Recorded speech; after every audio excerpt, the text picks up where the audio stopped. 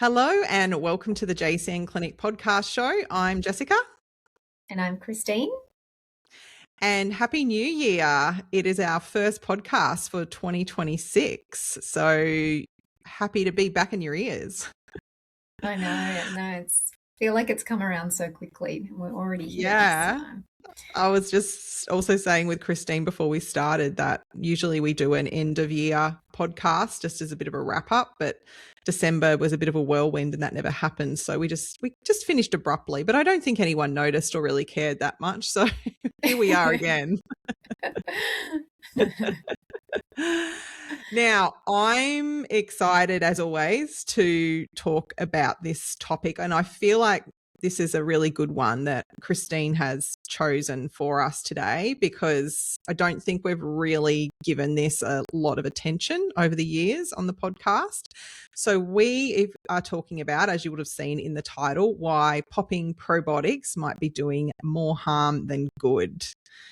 I feel like that title might sound a little bit fear-mongery, but you might read and go, oh my God. But that is also the point of these types of titles, is to grab your attention and hopefully get you to give something like this some time and some space to understand the complexities of probiotics. So we're going to be diving deeper into probiotics and their use and definitely how we need to be considerate when it comes to probiotics. So to get started, we are going to talk about, and I might handball to Christine first, about the different strains of probiotics. And by that, Christine, I do not mean to list every single strain of probiotic because we would be here for God knows how long. But basically just to give context to the fact that there are these different strains of probiotics. They're not all made the same and why they differ. Yeah, so I find this really interesting, and it actually a little bit of a funny story actually. It reminds me, for listeners that may not know, and I'm sure a lot of you probably don't know, but way before I even studied nutrition and worked with JCN, I was actually a client of the clinic myself. And for some unknown reason, I can actually distinctly remember when I was having a consult with you, Jess, you asked me, because I was, saying, oh, I'm taking this, that, and the other. And you were saying, oh, well, what do you know what's in that probiotic, like what particular strains? And I remember saying something along the lines of, oh, there might be some like lactobacillus in there or some bifidobacterium. And you're like, well, do you actually know, like what variants of that? And I just had no idea, like most people have no idea that there is just such a vast array of different probiotics that are available. And I guess that's, interesting. It only just dawned on me then that I had that experience with you. But I think that's part of why I did want to have a chat about this today, because like with so many other supplements, on the market, when you walk into a chemist, where there's just so many different types available, we're often told that probiotics are really good for us. And so, why not pick something up off the shelf from the chemist? And I would say, within reason that there is probably, a degree of that's okay. However, what I have seen a lot with clients is that they might have tried taking a specific type of probiotic and they may not have seen any result or any effect from it, any benefit, or in some cases they may see an adverse reaction to it. So it might worsen their symptoms. And a lot of the time, these types of people that are gravitating towards things like probiotics are clients that normally have some degree of gut concern going on or something, with their digestion that they're looking to fix. Obviously, there's a portion of the population that are taking them because of their more commonly known health benefits, but I would say the vast majority of people that are gravitating towards them are trying to fix something like IBS, something like constipation, or maybe a looser stool sort of pattern as well. And so when we're looking at the different strains, we can get quite specific and quite targeted around the different types of strains that then have a different effect. And this can be often related to the gut again. So that can be, looking at treating, say, constipation, or there might be certain strains that are more targeted for, say, even acne, skin related concerns as well. So I think that's where I guess the caution then comes around. It's you may not want to worsen the symptoms that you're already experiencing, and B, you don't want to waste your money on trialing different strains and different types of probiotics if they're not going to have any effect. And then I think that's when it can also lead into, oh no, I've tried probiotics and that didn't work for me. And it's like, well, what type did you try? How long did you try it for? And really getting to the core of, do you even need to be taking them, and what specific strains are really relevant for you? Yeah, there's so many pearls in all of that, and it's really fascinating hearing you remember that conversation all those years ago. And it is something, like, I smiled when you were talking about it, because it is something that I know you do ask clients about, because, as you said, a lot of people will come to us with these gastrointestinal issues, and it is a very, very common supplement that we see on their case taking form that they'll write down that they're taking a probiotic. It's very common, and just to really, all I'm doing is reiterating what you're saying, is that I would say 99% of people with those probiotics aren't really aware of what is in that probiotic. They may have realistically bought it by the title of the probiotic and what it's potentially promising, without an understanding of what's going on with their gut health. And I totally agree too. Most people will tell you, oh, I'm taking this probiotic, but it doesn't really do anything. It's not really doing anything for me. So it's so common. And I think that probiotics, it's such a sweeping term.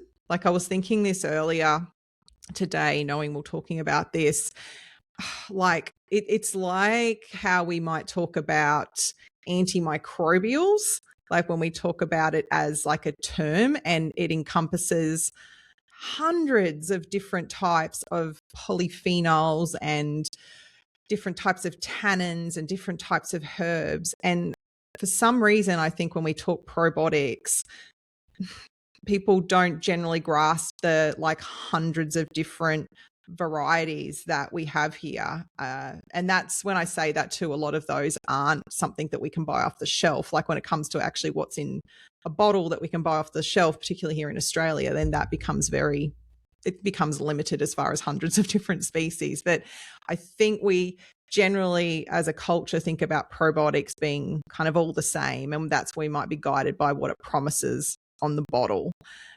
So yeah, I think it's a fascinating one, and I so agree that in the majority clients, or the average person taking a probiotic, if you ask them, would say they don't really notice a difference, or maybe they have experienced some form of adverse effect and it might have scared them off the probiotic. But majority, I would say, they're just like, meh, just doesn't really make a difference. So yeah, it's so fascinating. I was also, before we move on, I was looking earlier today, I was interested, just that it had been a while, as to looking at some studies in this particular area. And there's some particular, and I'm not going to mention names, but there's some particular big names out there who have a lot of skin in the game when it comes to probiotics, like are professionals as such, but they have their own probiotic ranges, and they are on their well-listened to podcasts, and they're talking about probiotics with all of this research behind them. But I feel like, again, when they talk about that research and present it to the public, they're often just using the term probiotics and not diving deeper into these studies and the particular strains and all of the intricacies of the study. So people just keep hearing probiotics with IBS, probiotics with Candida, probiotics with SIBO, and it's just this encompassing overall term.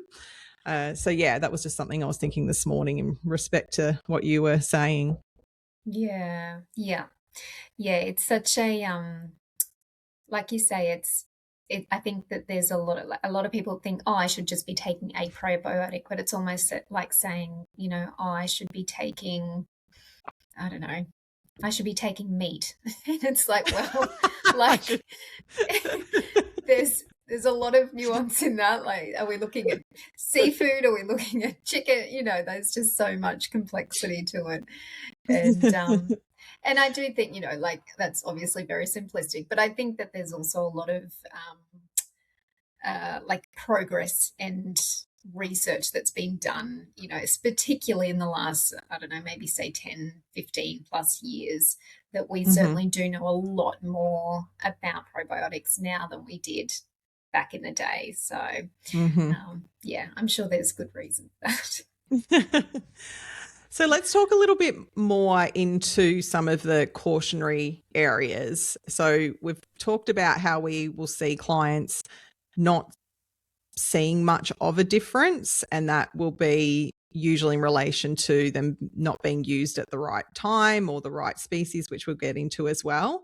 But let's talk a bit about how we can actually see an aggravation of conditions, which is back to the title too of this particular podcast.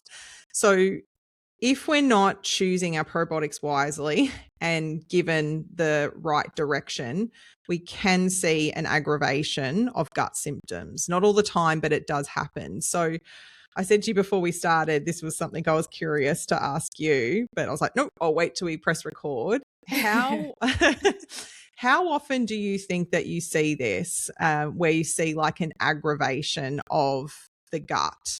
Whether that be, I know we talked on our show notes about things like dysbiosis, and then obviously we're going to talk a little bit with respect to SIBO, but I was just curious, like how often you see that clinically. Yeah, I think it's an interesting thing, because a lot of the time when I see clients that are getting, like a whole host of symptoms, and they don't know what's making things better, what's making things worse, it's pretty rare that I will get somebody that's having this type of sort of aggravation that is only on a probiotic.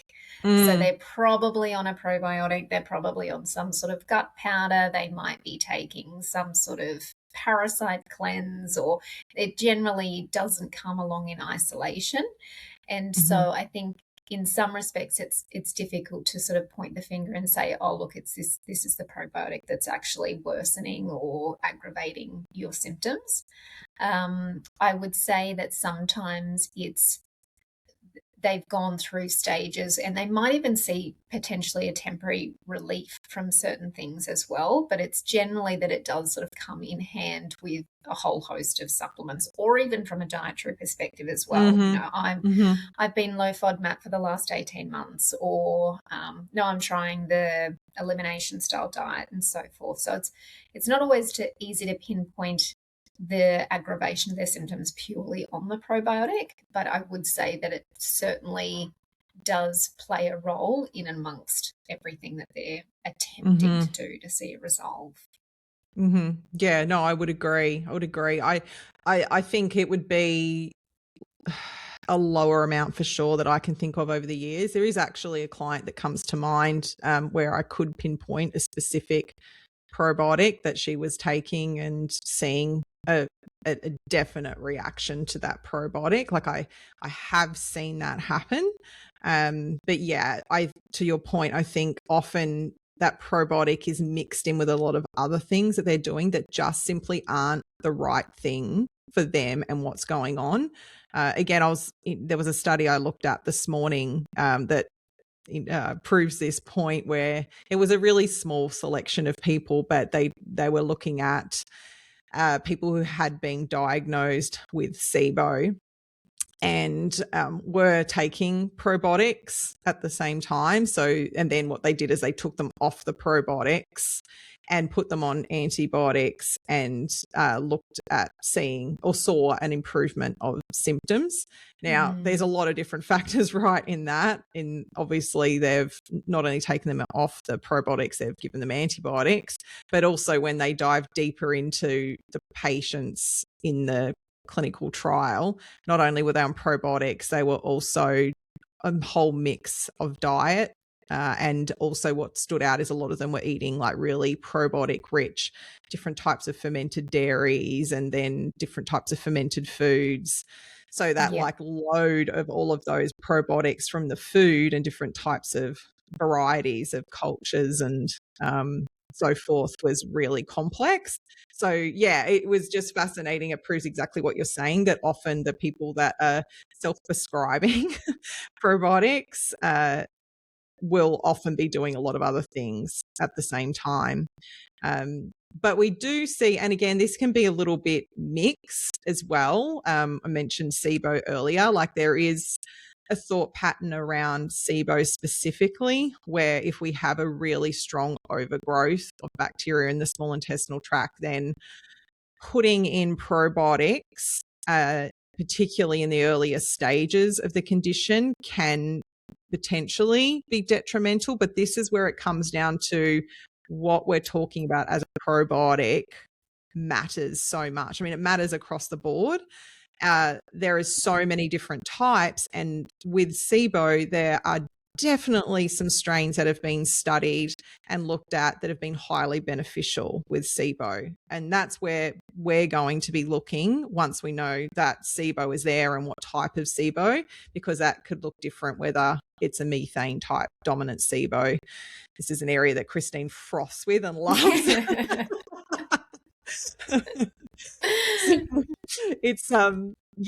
I'd love to again hear you talk about the complexities of probiotics with SIBO and what you like to do with them, because I know it's a passion area for you. Yeah, and it's something that I have done. I do quite a bit of research into it, and like obviously, more, I suppose, evidence-based research, but I also do like to listen to other practitioners and hear their experiences. There's a lot more movement, I find, over in the States. They seem to be a lot more open to this, I guess, the research and different approaches and things like that. So I'm always curious to see, how other practitioners are handling it. But I suppose from I guess a general overview, I do tend to hesitate towards using any form of probiotic if SIBO is present in the initial stages, purely because I don't think the potential benefit outweighs the potential risk of it, at least in that early stage. However, it's just such a delicate area. Obviously, if I do have the capability of, doing more of like a microbiome assay in terms of having a look at, say, like a gut, some sort of microbiome test, and then I've got more of an overview of their actual microbiome health as well as the SIBO, then I have a lot more information that I can use to then, I guess, navigate that sort of probiotic therapy as well. However, that's not always possible for everyone. So sometimes I am just purely working with SIBO results, in which case I do probably tend more towards leaving any sort of probiotic therapy towards the latter end of treatment. Having said that, like you touched on, if methane, like an intestinal methanogen overgrowth, is more part of the picture rather than sort of that classic SIBO, there are key strains that we do tend to use that do really help to reduce a lot of that methane overgrowth. And then sometimes I might also go in with perhaps like a spore-based probiotic, or even like a yeast-based probiotic as well. I find that they are generally more tolerated. Obviously, well, not obviously, I should say. So the reason I sort of tend towards those types of probiotics, and we won't, need to get into the nuts and bolts of it, but I find that people that have SIBO for a reason. It's not something that they just come in with and then I just treat SIBO and then off you go. It's okay, why is this here? Like what are we looking at? Are we looking at, dysregulated motility? Are we looking at PPI use? There are so many reasons that SIBO can present. And so I want to take a lot of that sort of background information into the picture before I look at any type of probiotic? Is it that SIBO's just occurred because you've had gastro in the past, in which case we can probably be a little bit more liberal around the use of probiotics? Or are you somebody that does have perhaps a slower motility rate, in which case we need to be a little bit more cautious around the probiotics that we use because of the potential translocation of bacteria and things like that. So that's getting a little bit complex, but essentially, yes, I do use probiotics with SIBO treatment. They tend to be more towards the latter end, but it's just so dependent on each individual. And that, I guess, just highlights what we're saying here today, is that if you think you've got SIBO, or maybe you've been tested for it, and then you think you want to throw in a probiotic, it's just, I guess, highlighting how complex that sort of approach can be and why you may not be seeing the results that you would hope if you're self-prescribing, for example. Yeah, wonderful. No, you've explained that really well. And I think it just highlights the importance of those different types of probiotics. Again, just kind of breaking down just a few variations there and how important that is to know what you're doing and what you're using and when. Everything just generally off the shelf in, say, a retail space is starting to kind of play with fire with regard to that. And I think something else with respect to SIBO specifically, and actually depending on what's going on with the lower bowel, with like a dysbiotic lower bowel, is that these probiotics, because now we're seeing such a trend in the health space to prebiotics as well. So there's lots of talk about the importance of prebiotics and fibers, which is wonderful. But now we're seeing a lot of probiotics incorporating prebiotics into them. And in the right person, that's probably not going to have any sort of detrimental impact. But with these types of more complex gut conditions that we see in the clinic, and as you said earlier, Christine, the people that often are gravitating towards those types of products, those additional ingredients can then cause more aggravation to symptoms too. That's certainly something that I've seen more of over the past years as prebiotics have been more trendy, and even classically a lot of the protein powders and gut powders that are on the market that are including probiotics and prebiotics. And then it's like depending on, like, if it's a plant-based type of protein powder, like what type of plant-based, wow, that's a mouthful, plant-based protein powder.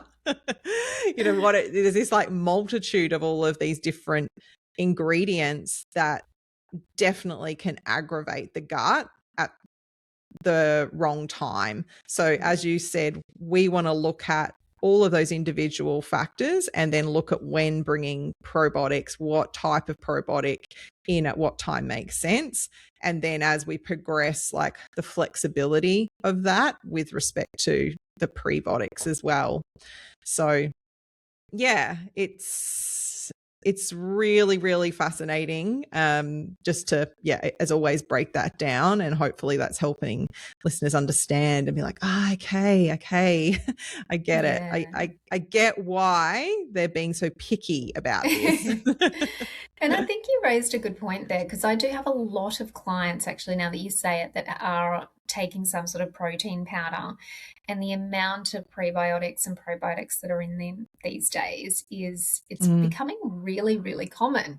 And often I will have to, get them to, I don't know, tell me what types they're on and say, look, especially if we're doing SIBO work, for example, I'll have to get them to pause that and reintroduce it. And it's so sometimes you may not even know that you're already consuming some degree of probiotics or prebiotics if you're just having it through a protein powder. So that in itself, you might be thinking, what's going on? Why is my gut behaving the way it is? And it's like, when we go and do a bit of a diet diary and have a look at the sort of foods you're having, that in itself can be pretty aggravating to a certain type of gut as well. So I think that's, it's interesting. It's not just in the supplements, it's in a lot of our food as well. That's it. actually, I had a new client yesterday who was screaming chronic SIBO, and we were going through and just making those modifications to her diet while we're waiting on some test results. So just starting to just tweak things. And she had bought a relatively new to market, like a hot chocolate drink. And there's a lot of these at the moment where there's that collagen trend. So now there's a lot of companies bringing out these collagen drinks. So this was a hot chocolate collagen beverage that has the collagen, has the cacao, and it's got like the stevia and the things to sweeten it. But a lot of them also have these prebiotics that are added. Because one, they can claim the gut health benefits, and two, sometimes these probiotics actually act as like a thickening agent and give like the product a nice kind of thickness, particularly when it's dairy free. So like you said, we had to go, okay, well, let's push this one to the back of the cupboard for now. And then let's like look at these alternatives, because at the moment, like down the track, that should be fine. But for now, like that will probably be aggravating for you. So yeah, it's kind of seeping into everywhere, and you can see it's coming from a good place. Well, maybe I'm being too nice. Like sometimes it is, maybe. Yeah. Like fundamentally people are wanting to make money. Like gut health is becoming more and more mainstream, and so if you can put anything like, oh, it's good for the gut onto a product, then that's going to sell. What was it the other day? I'm going to get off track, but it was something that my sister-in-law asked me, and she had heard, she'd gone and bought a product. I think it might have been, I think it was collagen. It was either collagen or creatine. Maybe it was collagen, but it was a very well-marketed product, and it had really talked about like its specific benefits for these quite obscure factors, but definitely had talked about things like hair, skin, and nails. Yeah. And basically it had just been like, oh, we're the only one on the market that does this. And essentially when I looked at the ingredients, like one, it was just marine collagen. That was all that it was. So like, fine, that makes sense for hair, skin, and nails. But I was saying to her, like, it's not the only option for this. Like there is so many different products for one on the market that are marine collagen, and that's what it was.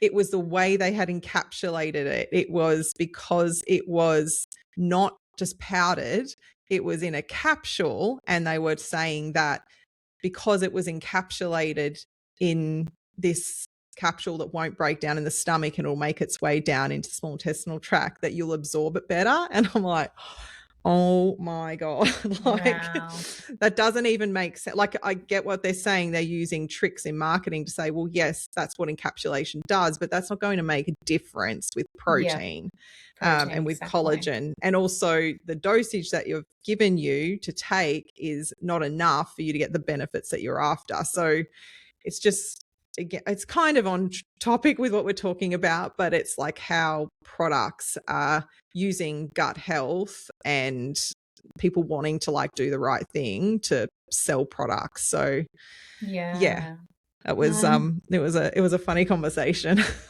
I can imagine. And I mean, I find it quite frustrating, to be honest, a lot of the time, because it's like the vast majority of people are trying to do the right thing. They're trying to look after their health, and that's why I feel like sometimes, the nutrition industry or the, naturopathy industry can get a bad rap, because it's like there's companies like this are just pushing this, almost, I won't go there, but this, this money-making industry, and what was once, for the benefit of health and nutrition, it's now become, unfortunately, more of a money-making focus than the health. But anyway, we won't open that can of worms today, I don't think. Well, it does kind of play into one of the other points here that we had written down, which was the risks, essentially. The why is this a problem? Like, to go back to probiotics specifically, like I think we've laid out why it's a problem, as far as if you're not taking things at the right time, that you're not going to get the benefits of the product. So ultimately you're wasting your money, which also comes into like these a product that is marketed at you for like, oh, this will cure your IBS, the risk is that, again, you're going to waste your money, and also it may actually make you feel worse. So like there's sort of like that twofold factor. And the last thing, like, we don't want people wasting their money. Like, it frustrates us seeing that, but it also makes us even 10 times more aggravated and frustrated ourselves when we see people feeling worse. And that's to me, that's like the big risk here, is if you're taking the wrong products at the wrong time or for like the wrong condition as such, then not only will you have maybe a flare up of symptoms, but you could potentially make things worse. So, it doesn't really fit into that spectrum, but I don't know if there's anything else you were thinking of regard to like the risks here as such. Yeah, I mean, I guess from, I suppose, more of a gut side of things, like, I wouldn't say that you need to be overly fearful. Like, if you're taking a probiotic, or you've taken a probiotic, it's not necessarily, oh my gosh, what have I done?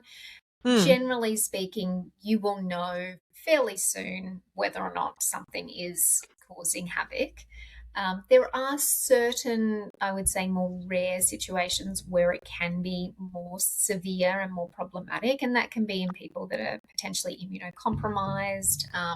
We don't want them taking probiotics for, different infection risks and fungal infections, bacterial infections. I would say that that's probably the main standout for me, that I would say, look, there's more of a significant risk there.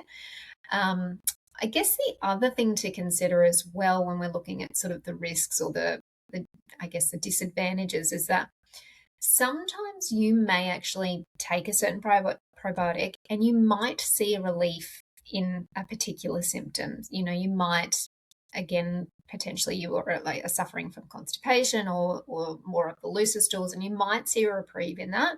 But then when you come off the probiotic, you might go on holidays, or you run out of it, or what have you, and the symptoms return. And so sometimes what might actually be happening is the probiotic may be masking more of an underlying concern or condition, if you will. So if we take the example of, say, constipation, you might find a particular strain that does help you to go more regularly, which is, there's obviously a lot of benefits in that.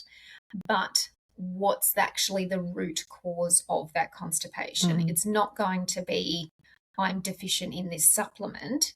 There may be a degree of dysbiosis in there. That's why that probiotic is helping.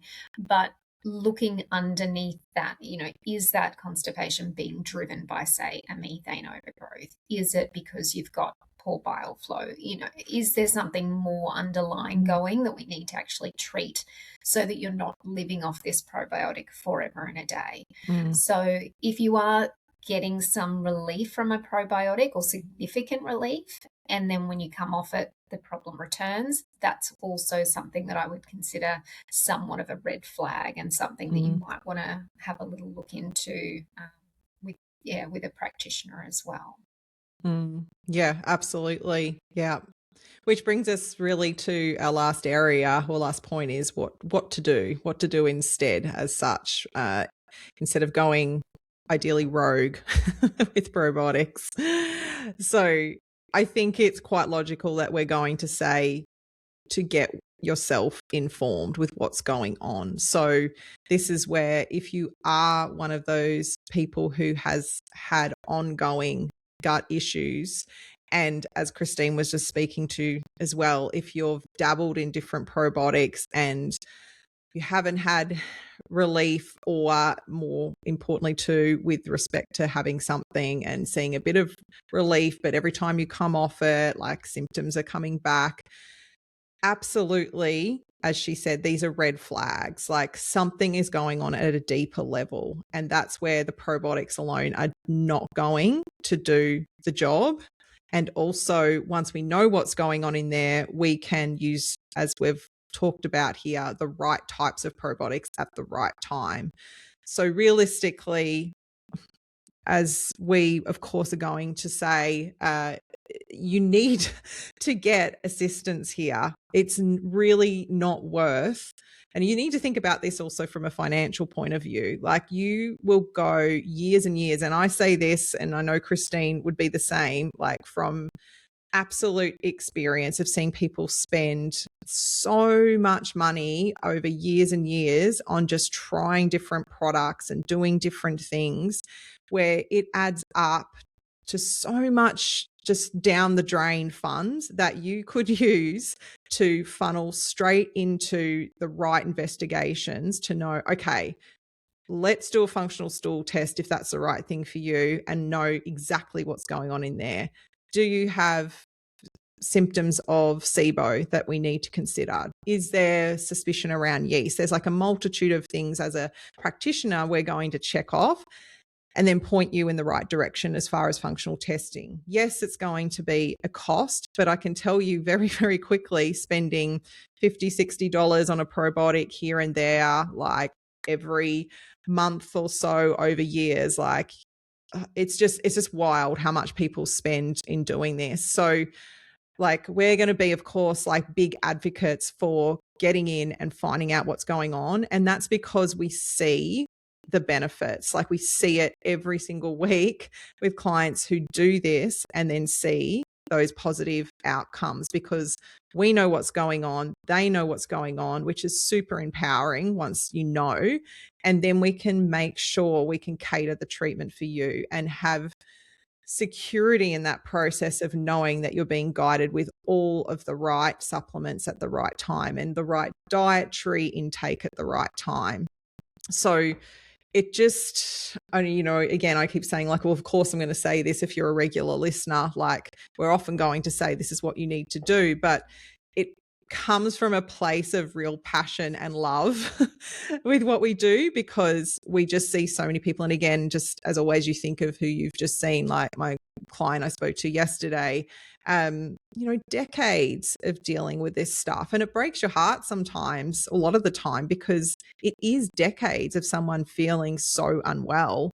And, you know, on top of like the financial outlay that they've had, it's like that mental, emotional anguish too. Absolutely. So yeah, if there's anything else that you wanted to add to that, I'll get off my pedestal. No, the only other thing I was going to add is that I guess, you know, from this type of podcast, you know, the vast majority of our listeners probably do have a strong interest in digestive health. However, I'm sure that there are probably some listeners that don't have any gut-related concerns or don't have any digestive symptoms. And if you're interested in potentially trying some sort of probiotic because you are hearing the benefits of it and so forth, I would encourage you that maybe just look to food as a starting point. Good point. As a way to access not only probiotics but prebiotics as well. So, you know, again, and I say this with a big caution that this is more so if you're somebody that isn't experiencing any sort of digestive concerns, because these types of foods that I might mention can cause some disruption if there is sort of an underlying gut picture going on. But in an otherwise healthy gut, you know, maybe you can have a look at incorporating a little bit of like a fermented dairy, for example, like yogurts, maybe a kefir, if you can tolerate those types of foods. Things like sauerkraut, obviously, even sourdough can be a good source of probiotics as well. And then our prebiotic foods, you know, things like garlic, onion, fennel, lots of our beans, legumes, those sorts of things. All of these foods, you know, are great in an otherwise healthy diet if you can tolerate them as well. So just expanding that dietary diversity is not only going to be helpful from that probiotic lens, but from an overall gut microbiome and overall health perspective as well. So if that's where you're coming from, just a general more interest in how can I make use of these types of probiotics from an overall health perspective, I would say start there. But like Jess said, if you are experiencing more of gut-related concerns, then absolutely consider, you know, seeing someone that's qualified in the industry to really help to navigate it and really cut down a lot of that time and money that you might spend trying to get through it all on your own. Yeah, well said, because I think there's still a notion out there that probiotics is something that you just take for general health. And I know clients will ask us that quite, should I just be taking a probiotic? And absolutely, food is number one priority. So yeah, very, very well said. Well, I think that brings us to the end of our hit list. Was there anything else you wanted to add? I'd love to do some recommendations that I've given no thoughts to at all. Oh my gosh. Christine's like, no. Oh dear. I'll have to think of something. If you come up with something first, then I'll have to think of something. Or maybe let's go a little rogue and maybe share something. It's been quite a while in between podcasts. As we said, it's like we've had the holidays, we've had Christmas. Maybe we can share something that has happened over that time that's been, just fun or just something of interest. I was just thinking about, we live in Victoria, as I think some listeners know, even though the clinic's in Queensland.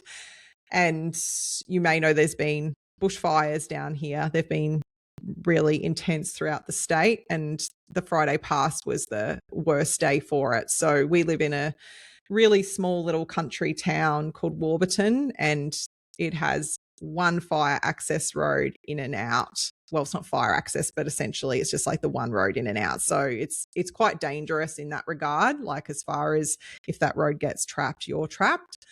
So we decided, we hadn't gone onto the watch list yet, but the fire was just over the mountain and the wind was blowing this way, and the wind was crazy on Friday. It was like 43 degrees and it was like hot winds. So we decided to go. But the interesting part of the story is that we means not only me and my husband Damien, but also our cat and our 4 chickens. So we didn't want to leave them. I mean, the cat's one thing, but the chickens were just like, what do we do? So we had to get these chickens, and in that heat too, it was sweltering hot, and we're running around the yard trying to catch these poor chickens to put them into the boxes. And one of them just hates Damien, like from, I can't remember why when we first got her, he had to keep catching her for something, and now she just like hates him. So catching her was a problem. But we had a new chicken,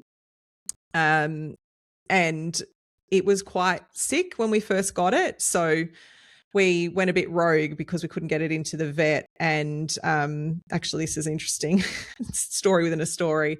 I just decided, because we couldn't get it to the vet, that I would treat the chicken. So I had some leftover, which you shouldn't have, people, but I did. I had some leftover amoxicillin here as an antibiotic. So I diluted the dose right down, and we gave the chicken some amoxicillin, which meant capturing it and squirting it like through a syringe into its little mouth. And then we did this every day for 5 days in the morning. And then at night, I did a concoction again with garlic and a bit of oregano oil and a touch of apple cider vinegar. And I think I put something else in there, and we gave that to her at night. And she just, Damien said he'd give her to that, and she'd be like, running.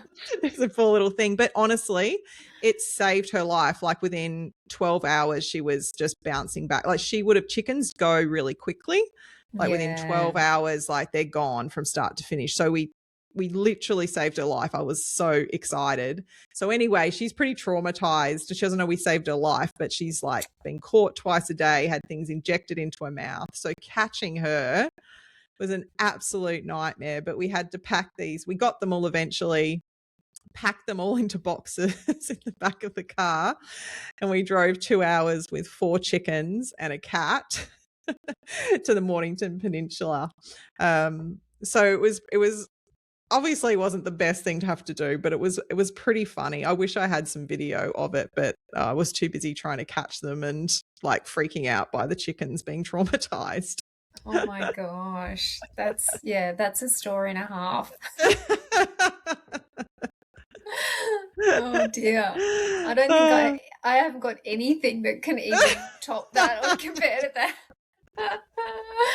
Oh, Did no, you have a good holiday? Did you have anything I that did was actually. No, nothing. And I think I said to you when we were talking last, it's been such a long time since I've actually had a holiday because, excuse me, between working and I mean, I've had travel in amongst it, but it has actually been years and years since I haven't had to go anywhere, haven't had people staying, and it was just I didn't know myself, to be honest. It was kind of a bit alarming, to be honest, about how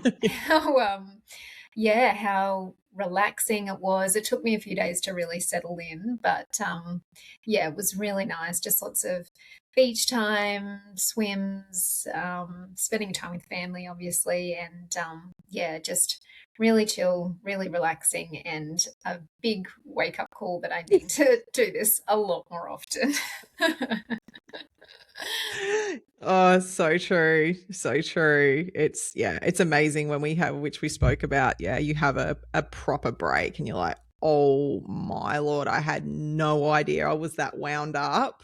Absolutely. And I have to make sure that I do this more regularly. So yeah, it's probably something a lot of people can relate to that are listening. And I think it's really, and we spoke about this, it's really important to then look at your year ahead and go, well, I need to make sure I put some specific breaks in now, because you always have the intentions, but if you don't do it, and I can speak from experience too, over the years, there's been times when I haven't done it and I'm like, oh no, I will. And then suddenly it's like September and you haven't had a break and you're like, why am I like falling apart at the seams? Yeah, Yes. exactly. Because I do, like, I have had breaks, but I do tend to be that person that likes more of an active holiday. So like I'll go to, I don't know, I went to the States and we did like this massive, tour, or like even if I just go to like Byron Bay, I'm like hiking and, doing all of these things, which I love to do. Mm-hmm. But yeah, making more time to do absolutely nothing is, it's a bit confronting, but it's definitely rewarding.